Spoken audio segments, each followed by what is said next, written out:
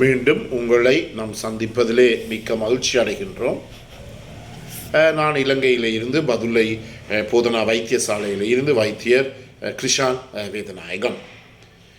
இவ்வளவு காலமும் நாங்கள் இந்த ஆண்மையின்மை அல்லது இரெக்டைல் டிஸ்ஃபங்க்ஷன் அல்லது ஆண்குறி விரைப்பு அடைய முடியாத தன்மைக்குரிய காரணங்கள் பலவற்றை பற்றி பார்த்தோம். இனி காலப்பகுதிகளிலே நாங்கள் என்னத்தை பார்க்க போகிறோம் என்றால், எவ்வாறு நாங்கள் அவர்களுக்கு சிகிச்சை அளிப்பது. 3 முக்கிய இந்த சிகிச்சை என்று சொல்லுகின்ற போது 3 முக்கிய விடயங்களை நாங்கள் பார்க்க போகிறோம். முதலாவதாக என்ன சொல்லுகிறோம் என்றால், அதாவது identify and treat curable causes of erectile dysfunction என்றால் என்ன, ஏதாவது பிரச்சனை இருக்கின்றதா என்று முதல் கண்டுபிடிக்க வேண்டும். கண்டுபிடித்த பிற்பாடு அந்த பிரச்சனைகளை மருந்துகளின் மூலமாக தீர்க்க முடியுமா என்று கண்டுபிடித்து அவற்றுக்குரிய சிகிச்சையை அளிப்பது. உதாரணமாக, ஒரு டயபெட்டிஸ் மெலைட்டஸ் நீரிழிவு நோயாளிக்கு அவருக்கு எவ்வளவு சிகிச்சை அளித்தாலும், எவ்வளவு இரெக்டைல் டிஸ்ஃபங்க்ஷனுக்கு எவ்வளவு மருந்துகள் கொடுத்தாலும், அவர்களுடைய இரத்தத்திலே இந்த பிளட் சுகர் சீனியினுடைய அளவு கண்ட்ரோல் இல்லாமல், கட்டுப்பாடு இல்லாமல் விட்டால் அவரை நாங்கள் இந்த இரெக்டைல் டிஸ்ஃபங்க்ஷனிலிருந்து வெளியில் எடுக்க முடியாது.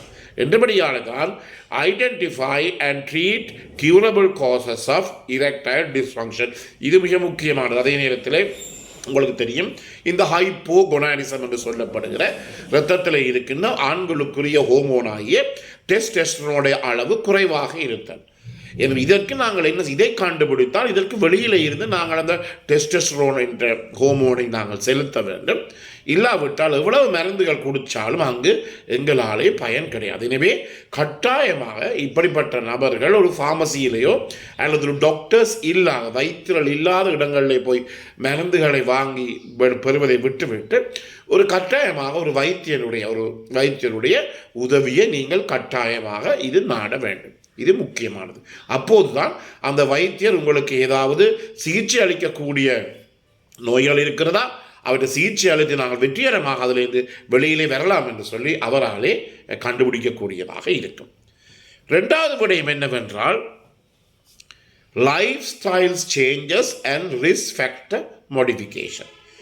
எங்களுடைய வாழ்க்கை முறையை, லைஃப் டைம் சேஞ்சஸ், உங்களுடைய வாழ்க்கை முறையை நாங்கள் மாற்ற வேண்டும். அதோடு உங்களுக்கு ஏதாவது ரிஸ்க் ஃபேக்டர்ஸ் இருந்தால் அதை நாங்கள் மாற்ற வேண்டும். உதாரணமாக, சிகரெட் குடிப்பது, நிக்கோட்டின் பாவிப்பது, இவை உங்களுக்கு தெரியும் மிகவும் பிரபல்யமான ஒரு காரணமாக இருக்கிறது இந்த இரெக்டைல் டிஸ்ஃபங்க்ஷன் அல்லது ஆண்மையின்மைக்கு. அப்படிப்பட்ட என்ன செய்ய வேண்டும், லைஃப் ஸ்டைல் சேஞ்சஸ், தன்னோட லைஃப் ஸ்டைலை அவர் மாற்ற வேண்டும். அதே நேரத்திலே ரிஸ்க் ஃபேக்டர் மாடிஃபிகேஷன் சொல்வோம், உடனடியாகவே இந்த சிகரெட் குடிக்கிறதை நிப்பாட்ட வேண்டும். இதெல்லாம் மிகவும் முக்கியமானது. இல்லாவிட்டால் எங்களுக்கு இதில் இருந்து எங்களாலே வெளியிலே வரவே முடியாது. எனவே லைஃப் ஸ்டைல் சேஞ்சஸ் என்று சொல்லுகின்ற போது, அதாவது நான் சொன்னேன், அண்மையிலே கூட இந்தியாவிலிருந்து எங்களுக்கு கொடுக்க வந்த செய்தி என்னவென்றால், ஒரு மனைவி, ஒரு பெண் வீட்டுக்கு ஒருவரை அழைத்திருக்கிறார். அதாவது இந்த கால் பாய் என்று சொல்லப்படுற வீட்டுக்கு ஒருவரை அழைத்திருந்தால் அவளுக்கு நல்லாக சமைத்து சாப்பாடு போட்டு காசு கொடுத்து அனுப்பினார். அவருடன் தொடர்பில் செக்ஸை வைத்துக் கொள்ளவில்லை. முக்கிய காரணம், என்னுடைய கணவருக்கு வீட்டில் இருந்து நான் சமைத்த உணவை சாப்பிடுவதற்கு கூட என்னுடைய கணவருக்கு நேரம் இல்லை. எனவே இப்படிப்பட்ட இருப்பவர்கள் கட்டாயமாக லைஃப் ஸ்டைல் சேஞ்சஸை நீங்கள் மேற்கொள்ள வேண்டும். கட்டாயமாக உங்களுடைய ஒரு குறிப்பிட்ட நேரம், அதாவது குவாலிட்டி டைம், குவான்டிட்டி டைம் என்று இருக்கிறது. குவாலிட்டி டைம் என்ற குவான்டிட்டி டைம் என்றால் என்ன, 2-3 மணித்தியாலங்கள் கணவர் வீட்டில் இருக்கிறார், இருந்து அவர் தொலைக்காட்சியோ தனது கைத்தொலைபேசியதோ பார்த்து கொண்டு இருக்கிறார். அது ஒரு குவான்டிட்டி டைமாகத்தான், ஒரு கன நேரமாக இருக்கிறது. ஆனால் அது ஒரு குவாலிட்டியான டைம். வீட்டிலே அரமணித்தியாலம் இருந்தாலும் அந்த குவாலிட்டி டைமில், அந்த அரமணித்தியாலத்துக்குள்ளே நீங்கள் என்ன செய்ய, உங்களுடைய பெண் துணையுடன் அல்லது உங்களுடைய மனைவியுடன் நீங்கள் செலவழித்தீர்களாக இருந்தால் கட்டிலேயோ ஒரு அறையிலோ செலவத்திற்காக இருந்தால் அது ஒரு குவான்டிட்டி அளவில் அது நேரமானது கொஞ்ச நேரமாக இருந்தாலும் அதை நீங்கள் ஒரு குவாலிட்டியாக நீங்கள் பாவித்திருக்கிறீர்கள் என்ற ஒரு இது வேணும். எனவே இப்படிப்பட்டவர் என்ன செய்யணும், கட்டாயமாக நாங்கள் என்னத்தை மேற்கொள்ள வேண்டும், லைஃப் ஸ்டைல் சேஞ்சஸை கட்டாயமாக மேற்கொள்ள வேண்டும்.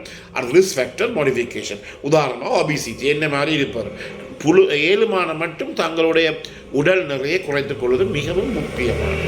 எனவே life style changes and risk factor modification என்பது மிகவும் முக்கியமானது. நோயாளியினுடைய அந்த நபரினுடைய உதவி இல்லாமல் எங்களாலே இந்த நோயிலிருந்து விடுபட முடியாது. அதுதான் நான் சொல்லுகிற கதை. எனவே இதற்கு யார் உங்களுக்கு உதவி செய்வார், ஒரு வைத்தியர்.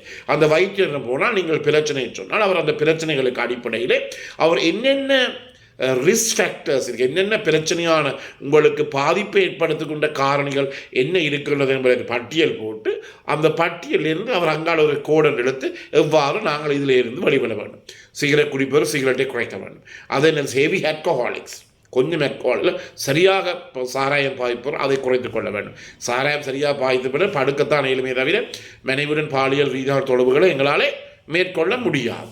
எனவே இதை எல்லாவற்றையுமே நீங்கள் என்ன செய்தவனும் கட்டாயமாக கவனித்துக் கொள்வது மிகவும் முக்கியமாக இருக்கிறது. எனவே life style changes and risk factor modification என்பது மிகவும் முக்கியம். இதற்கு உங்களுக்கு வைத்தியர் கட்டாயமாக உங்களுக்கு உதவி செய்வார். மூன்றாவதாக என்ன செய்ய வேண்டும், provide education and counselling to the partner and the patient. Provide education and counselling, இது நான் இப்போது எவ்வளவு வருடங்களாக செய்து கொண்டிருக்கின்ற ஒரு விடயமாக இருக்கின்ற முக்கியமாக provide education and counselling to the patient and importantly to the partner. அதாவது சுகாதார கல்வியை நாங்கள் கொடுக்க வேண்டும், அதே நேரத்தில் உளவள துணை செய்ய வேண்டும். நோயாளிக்கு மட்டுமல்ல, 100% அவருடைய பெண் துணைக்கு அல்லது மனைவிக்கு மிகவும் முக்கியம். எனவே நான் ஒவ்வொரு முறை இந்த நிகழ்ச்சியுடைய சாராம்சம் நான் சொல்வது என்னவென்றால், இந்த எரெக்டைல் டிஸ்ஃபங்க்ஷன் இருந்து வெளிப்பட வேண்டும் என்றால் ஒரு மனைவியினுடைய ஒரு பெண் துணையின் ஆதரவுடன் தான் அது எங்களாலே மேற்கொள்ள முடியும். இல்லாவிட்டால்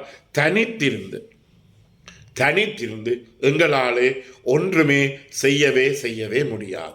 எனவே முக்கியமாக provide education and counselling to the patient and to the partner மிகவும் முக்கியம். என இதை கவனித்துக் கொள்ளுங்கள். யாரும் இந்த நிகழ்ச்சியை கேட்டுக்கொண்டிருக்கிறவர்கள் இதில் இந்த விடுபட வேண்டுமாக இருந்தால் முக்கியமாக உங்களுடைய பெண் துணை அல்லது உங்களுடைய மனைவியினுடைய ஆதரவு இல்லாமல் இதை நீங்கள் வெளியில் வர முடியாது. உங்களுடைய மனைவியினுடைய ஆதரவு இருக்குமாக இருந்தால் 100% இதை எங்களால் குணப்படுத்த முடியும். என்னுடைய யாராவது தொலைபேசியின் மூலமாக கதைக்கின்ற போது நான் முதலிலே கேட்கின்ற விடயம், உங்களுடைய மனைவி என்ன செய்கிறார், எவ்வளவு மட்டும் படித்திருக்கின்றார், வேலைக்கு போகிறாரா, எத்தனை பிள்ளைகள் இருக்கிறது, எல்லா விடயங்களை பற்றி கேட்பேன். இது முக்கியம். அதால் நீங்கள் இருக்கிற இடத்துல உங்களுடைய மனைவி இருக்கிறாரா என்று கூட நான் முக்கியமாக கேட்பேன். ஏனெனில் இது கட்டாயமாக ஒரு மனைவியினுடைய பெண் துணையினுடைய ஆதரவு இல்லாமல் இதை எங்களால் வெளியிலே கொண்டு வர முடியாது. எனவே நிகழ்ச்சி பிடித்திருந்தால் இதை லைக் பண்ணுங்கள், ஷேர் பண்ணுங்கள், மற்றவர்களுக்கு அறிமுகப்படுத்துங்கள். தேவையாக இருந்தால் 0094-7735-62-45 மூலம் தொடர்பு கொள்ள முடியும். பிறந்திருக்கு நாள் உங்கள் நேரத்துக்கு இங்கே நாளாக அமையும். அனைவருக்கும் பொதுவான இறைவனை வேண்டி விடைபெறுகிறேன். நன்றி, வணக்கம்.